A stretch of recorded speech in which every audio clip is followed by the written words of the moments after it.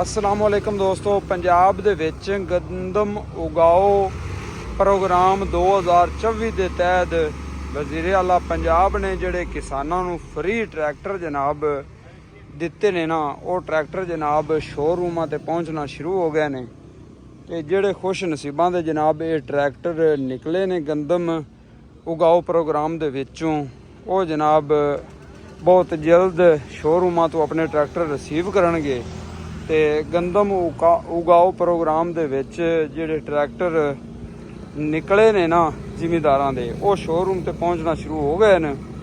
ते ये 480 ट्रैक्टर ने जनाब, न्यू होलैंड 480 55 HP ट्रैक्टर ने सारे ही। तकरीबन 6 ट्रैक्टर इत्थे पहुँचे हैं, 3 है पिछे खड़े ने, 3 है अगे खड़े ने।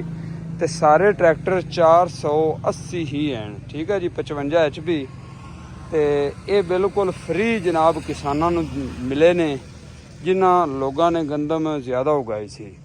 ते बहुत जल्द इंशाअल्लाह इत्थों शोरूम तो ही जिहड़ा ना किसानां दे हवाले किते जावणगे ये ट्रैक्टर, ठीक है जी। कुछ ट्रैक्टर 6 ट्रैक्टर पहुँचे ने, बकाया काफ़ी ट्रैक्टर हाले इत्थे ट्रैक्टर पहुँचने ने। असीं अज मौजूद हैं ट्रांस ट्रैक्टर पाकपतन ते, ठीक है जी। यह नंबर भी उन्होंने उत्ते दिते हुए जी, ठीक है जी।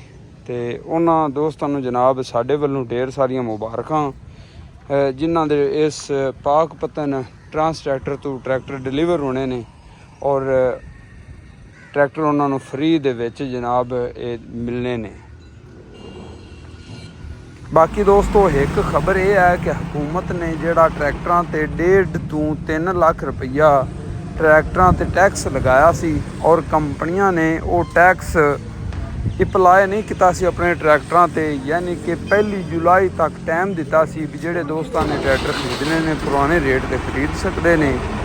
1 जुलाई तो जनाब ट्रैक्टरां दे रेट वध गए ने, और वो टैक्स जिहड़ा है वो ट्रैक्टरां दे उत्ते अप्लाई हो गया है, चाहे मिलत ट्रैक्टर का कोई ट्रैक्टर होवे ते चाहे जनाब अलगाजी कंपनी का कोई ट्रैक्टर होवे।